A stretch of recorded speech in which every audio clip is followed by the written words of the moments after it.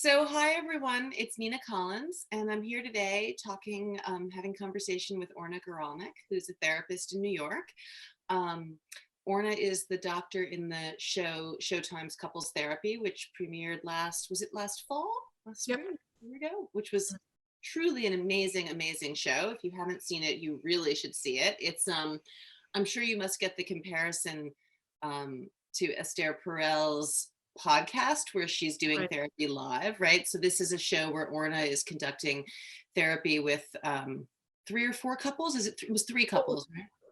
it ended up with three couples. I mean, we filmed six couples, Oh, that's but right. we ended up including three of the Okay. six. And now they're in the process, even during quarantine, of filming the second season, which Yeah. is really hard to imagine. And I know Orna from years back from school. Our kids, my youngest and her oldest, went to school together. So we're socially friends. And it's been really exciting to watch this, TV life emerge. So thank you for being here. My pleasure. Where are you now, Orna? You're at home, presumably? I'm at home. This has become my home office. I have two locations in my home where I do Zooms or Skypes, and I do both my regular work here and filming the show here. Okay. And how long have you been filming the show there? Since the instruction to shut in, so it's like a month. Wow. How long is it really? I don't even know. It's like a month, a year? Yeah, it's about a month. I've been shut in since March 19th. So I think Yeah. somewhere around middle of March.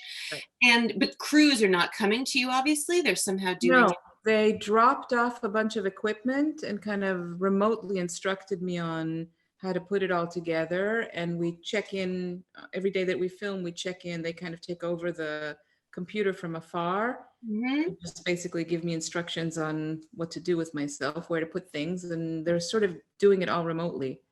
That's kind of amazing. It actually sounds like it might be more private than filming normally, right? Yeah, I it is. mean, I would imagine when you were filming the first season, you were in a room that was, there was a camera crew, there were people there, right? Oh yeah, lots of people. I mean, they're not in the room. The way the set is designed is there's no one in the room other than the patients and I. But they're behind the walls. It's like a huge crew behind the walls, kind of dealing with the whole production. They're like six camera people working. It's That it's a must have been major production. yeah, that must have been a lot for you to get used to. Yeah, I it mean, was. yeah. I would imagine you're really good at it on the show. You're amazing. So I would guess as a professional, you just got used to it and now it's kind of seamless. But is there a difference between when you're doing therapy filmed and therapy not filmed? It's a question that we've been struggling with a lot. I mean, the skinny of it is actually no, there isn't really a difference. I mean, which was bizarre for me to discover because I didn't know if this is going to work, if Yeah. I'm going to be able to do my work on camera, if it's going to feel the same, if the work is going to progress the way usual treatments progress. We were all kind of Yeah. Who knows? waiting to see if this is going to work. It was like a question. Yeah. Um, but it turns out that first of all the work itself is just so it has a life of its own and it just unfolds no matter if there are cameras there or what situation you're in. I mean, I've been in all sorts of situations doing therapy in situations where you wouldn't expect the work to just continue, and Mhm. it did. So Mhm. the work is powerful and it just goes on despite the weird conditions that we're under. That's amazing. um, yeah, I also have this, I mean, we laugh about it a lot, the crew and I, but I have this capacity to dissociate. So I can just keep my attention on one thing and completely ignore other things. Uh-huh. I just like ignore the fact that we're on set and I'm just like zoomed in on the patients the way I do in my office. I ignore everything. Isn't that kind of a male characteristic, that ability to disassociate? Yeah. I don't know. I have Gender schmender. Fender. I have one question from Jenny Douglas, who's a longtime member of our community. And after this, I'll see if we have live questions and we'll start talking about what I was really hoping to talk about today, which is boundaries in this pandemic.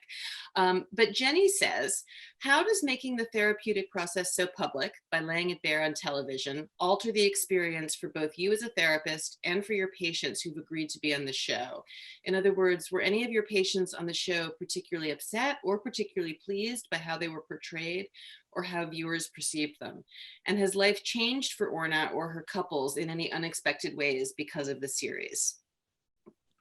Okay, that's a big question. That's many Well, questions. that's a lot of question. You can answer Yeah. some of it. You don't have to answer all of it, but it is, and I'm sure people have asked you versions of this before. Of course, of course. Yeah.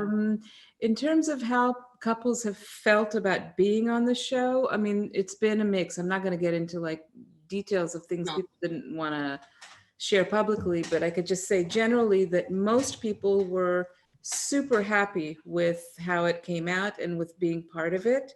Most people.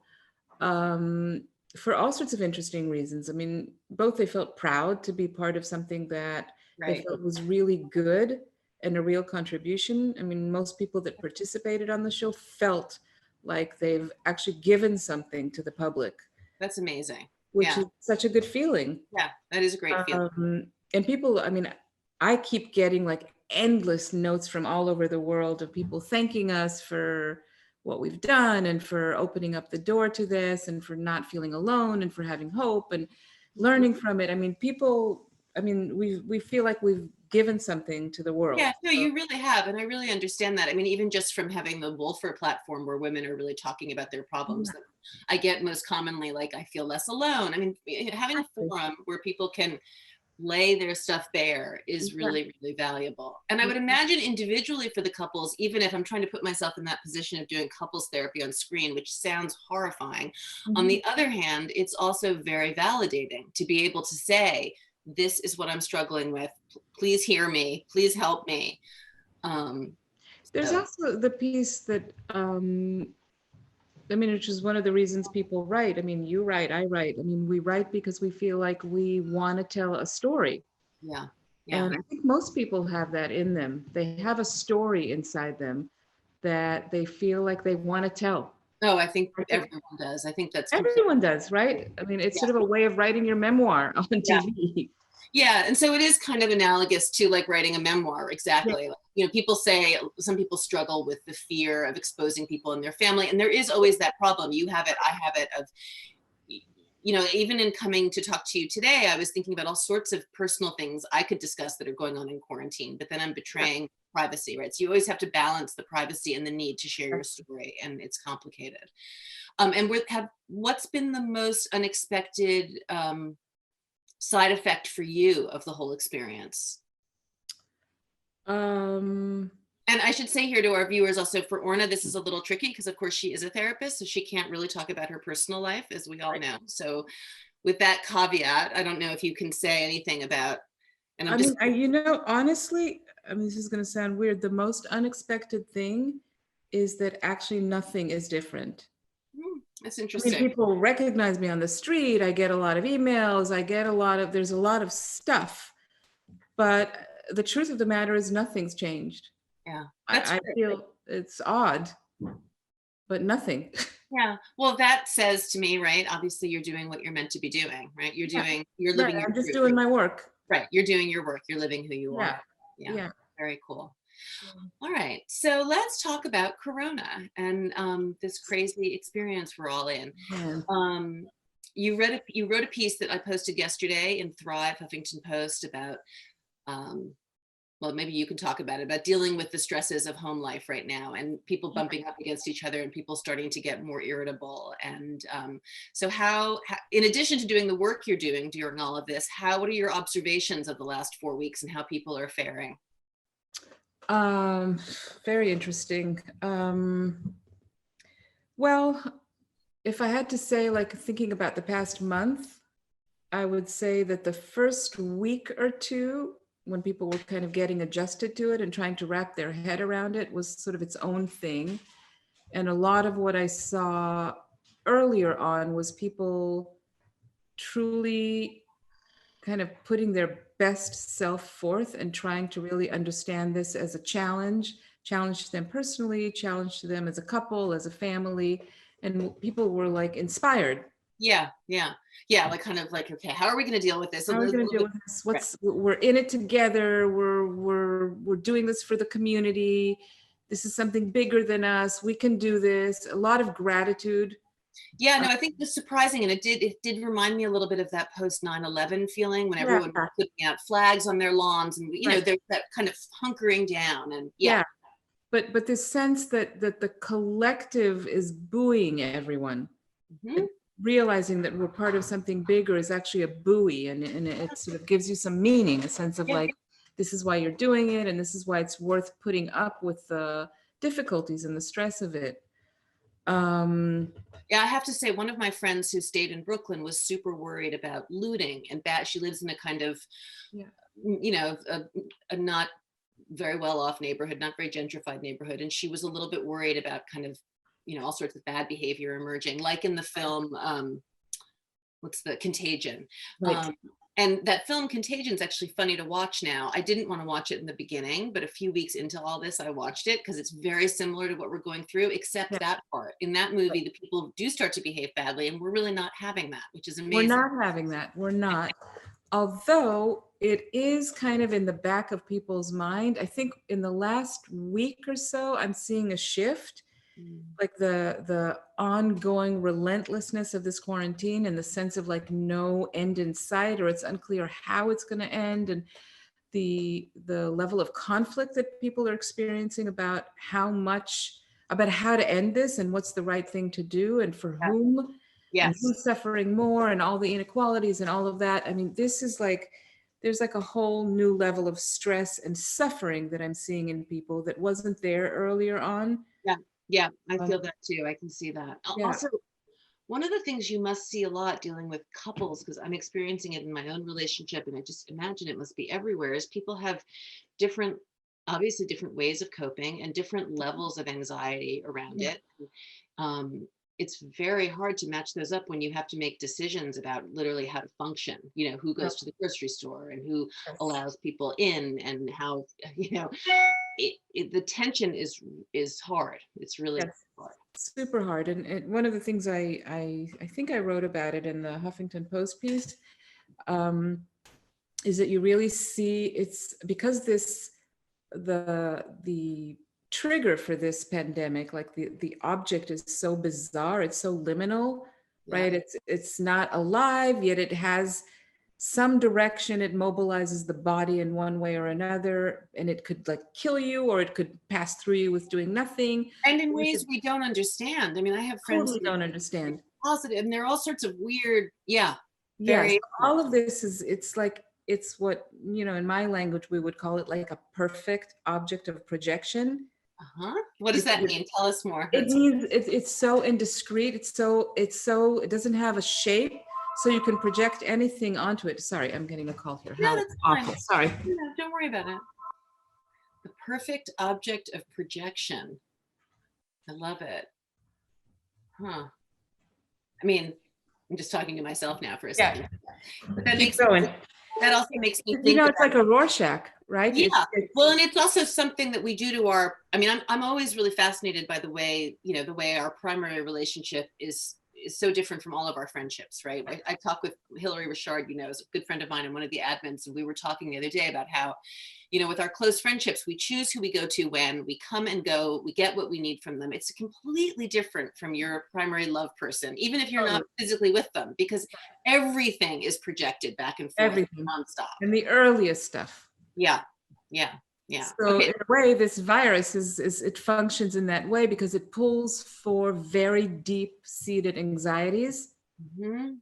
And it really pushes us to each respond to this object, this weird object, in a very deep way. Like some of us get really paranoid. Yeah. Some of us get really dissociative and intellectualized. Mhm. Some of us get OCD. But it pulls for very deep stuff. So couples are under this weird quarantine situation. They're suddenly up close to the other person's defense mechanism. Mhm. And most people don't respond in the same way, especially with couples. We usually choose someone who's slightly different from us, who's in a way complementary to us. Yeah. But this is a moment where it's not like you get to only admire your partner's different way of coping, but you're like sort of stuck with it and it's grating against you. And if you're more paranoid and your partner is more laissez-faire or kind of disavows danger. Right.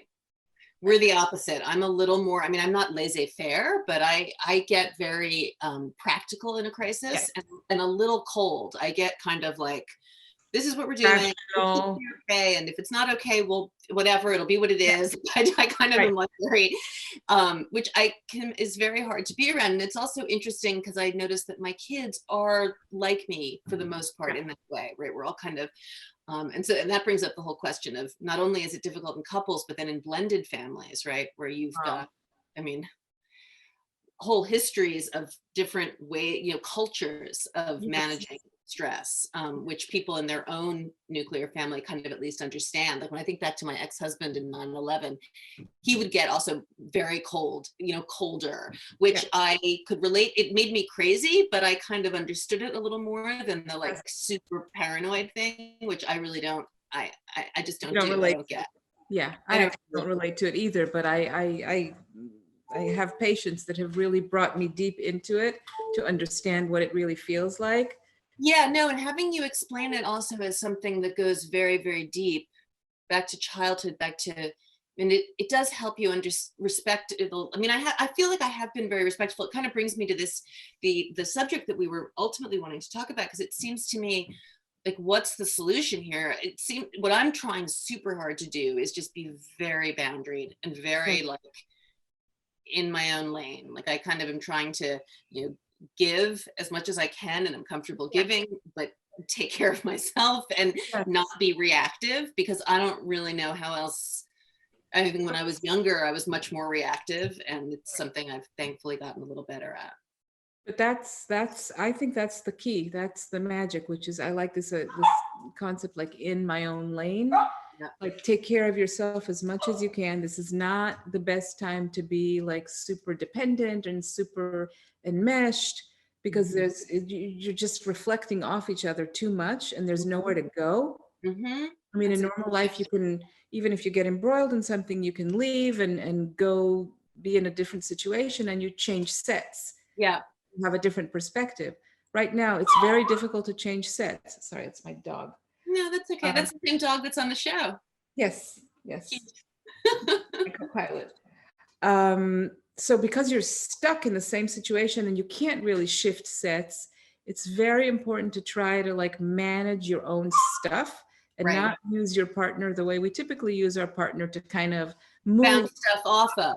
Yeah, Yes. I noticed. It's funny because my partner was here for 2 weeks, then gone for 4 weeks, and is now back here with his child. And I've got 3 children here. And I've noticed since he's been here, and it's great having him here, I've noticed we've actually been talking less.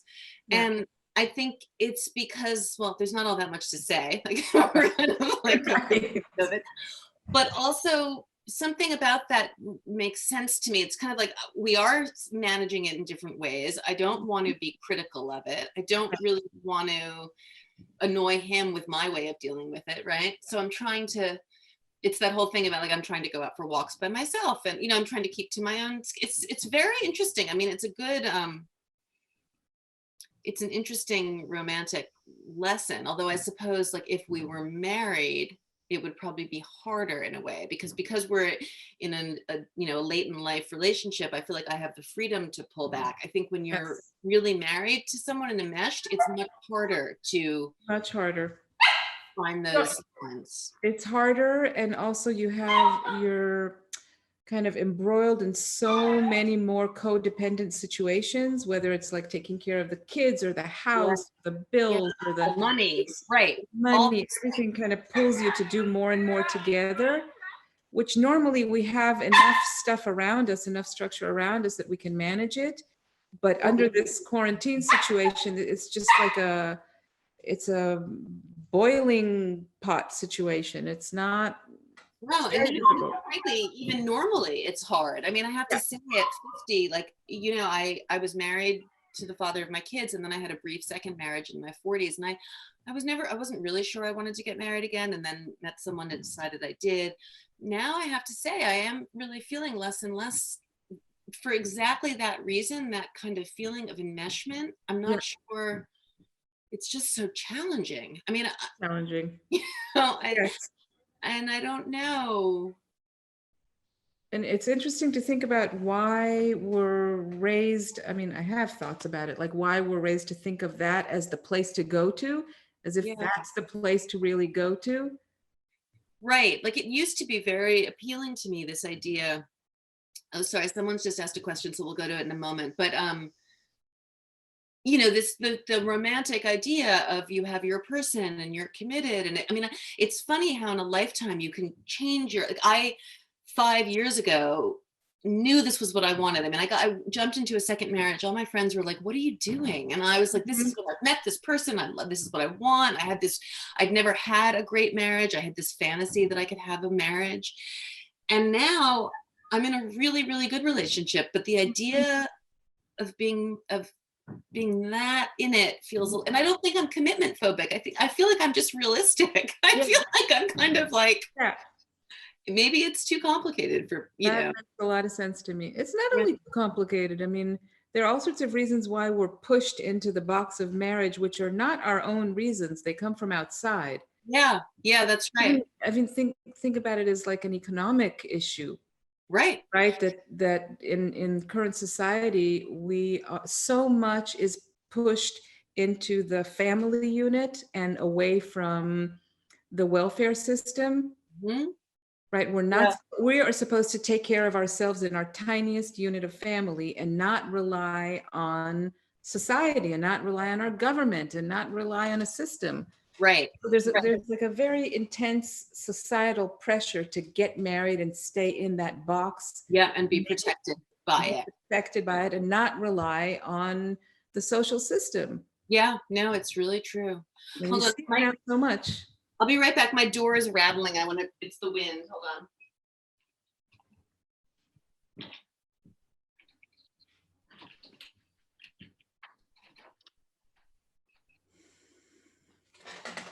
Okay, so let's see. We have a question from Jillian Stern. Um, Jillian says, can you speak to a situation where partners are separated and only see each other while social distancing due to one child's fears, where the boundaries are extreme and there is no opportunity for dependence and meshing? Where you lose all the codependent situations and feel more and more apart, the inverse of the married couple stuck together. Wait, what is the situation? The situation is So, a couple that has split up. no, it's kind of no, it's kind of like what we were talking about with this post so late in life you know, relationships where he has a family and you have a family, I and see. for various reasons, you know, you were spending a ton and ton of time together, and now during COVID you're completely separate.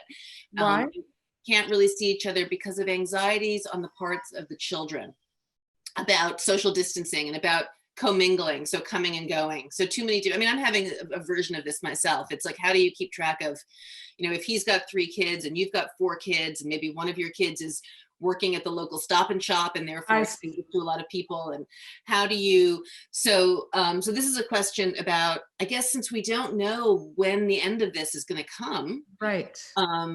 what happens to these relationships? I mean, it's a good question. I don't know that there's an answer. Good I question. mean, if you can't be together, if the decision is that you can't at this point be together, what do you do? Well, I mean, all I can think about is thinking through this. I mean, to me, this seems like a good moment to not rush to a decision about what you do, but to really take this as an opportunity to think about very complex issues together and put all the possibilities on the table Mhm. and sit with them. Yeah, I mean, again, there are different, I mean, depending on your defensive structure, literally, I mean, you're going to come out of this question with different answers. yeah, If you're using a like a super paranoid, hyper vigilant kind of defensive structure, then yeah, you will wait till there's like a vaccine that has been proven over a year and a half and see you in a year and a half, right? right.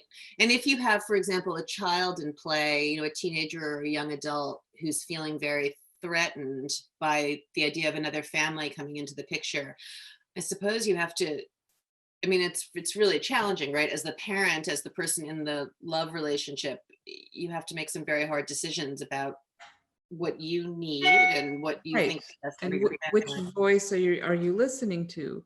Right. I mean, it's interesting that a teenager would be particularly worried about this, right? Because they're not at risk.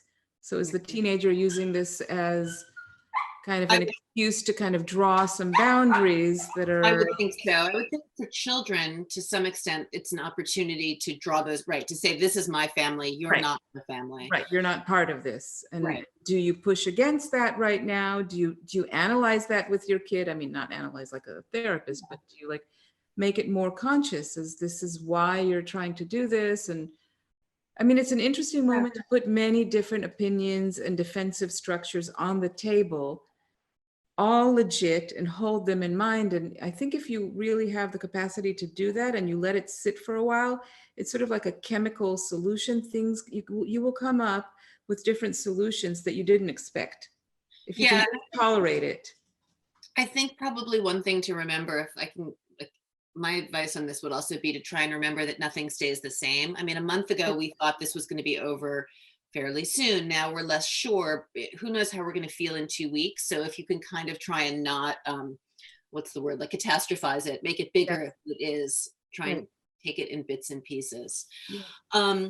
Another question says, can you talk about single moms with teens situation? No boundaries with constant needs from all.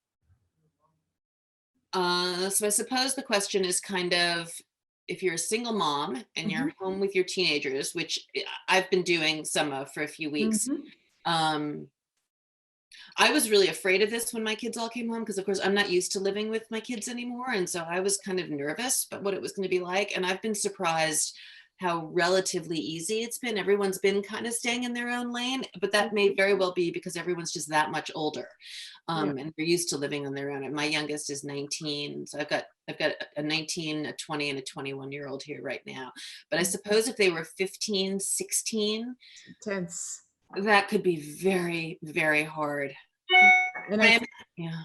I think kids, I mean, the more adult-like kids, I mean, they're using this as an interesting chapter, but I think the kids that are like literally like between, let's say, 12 and 17, Mhm. I mean, it's a generalization, but I think a lot of them are regressing. Interesting. So, And why? What does that look like? well, what it looks like is indeed like more needy, more dependent, more moody. I mean, they're moody, like all of us are more moody because we're unmoored, because there's Right. not the usual stuff that keeps us in check.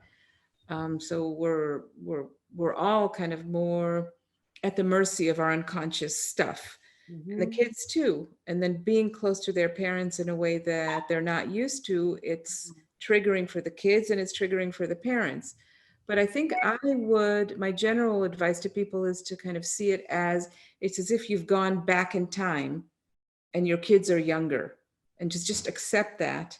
And Oh, in a that's way, take that as a gift. I mean, you get to have another another, chance, another chance to help. another chance at an earlier age with the kids. That's how I'm treating it. Yeah, no, that's an interesting way of looking at it. I mean, I am seeing this as a kind of unexpected opportunity. I mean, I really thought that I would probably never live with my kids again, um, Exactly. in any real way. And it is, and that it's going well feels kind of healing for me at least. I feel Yes, like it's good in that way. exactly. Um, what do you do for yourself? I suppose I'm not in this position, so I'm just trying to imagine. But I suppose if you're dealing with really difficult youngish kids, 12 to 17, and you're alone and Hmm. completely drained. It's what we were talking about earlier is in terms of boundaries. I think it's super important for, let's say, for the single mom to decide every day in advance about a particular time of day. I don't know what she would need, like half an hour, Mhm. 2 hours, where this is her time and nobody gets to walk in. And Yeah, it's not a time to feel guilty about what she's done or what she's gonna do to make plans. It's really a time for her to do something for herself yeah, yeah. No, I completely agree with that. and to be like, a Nazi about those hours and Yeah, just not allow anyone in, knowing that she'll be back. yeah, But that she has a time to herself to regroup and center herself and not be kind of boundaryless and taken over by her kids. Come here, Nico. Come. Right. No, I think that's really good advice. That makes a lot of sense. All right. I'm trying to think if there's, I told you we'd only keep you for half an hour because I know you and every therapist I know is completely swamped. Completely. It's crazy. All right. Well, this has been super great, Orna. Thank you. Very fun to talk to you, Nina. Lots of love. Take care. And love to this whole community. I love this community. Thank you. So, Thank you. all right. All right. We'll talk soon. Take care. Talk soon. Bye.